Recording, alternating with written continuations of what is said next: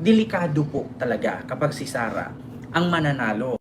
Kasi ang gagawin niyan, hindi po yan tatakbo para sa bayan. Tatakbo yan para maghigante.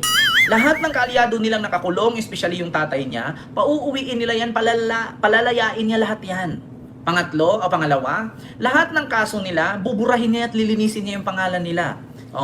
Pangatlo, lahat ng mga illegal katulad ng pogo, sugal, droga, ibabalik niya yan. Kasi kumikita sila dyan eh. Pang-apat, mga kababayan, eto na. Dito sa pang-apat, ang mangyayari sa ating bansa, wala.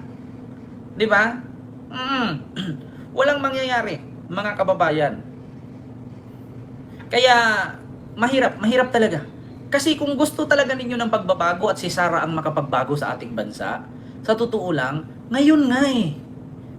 Ngayon nga na Vice President siya, pangalawa siyang Pangulo.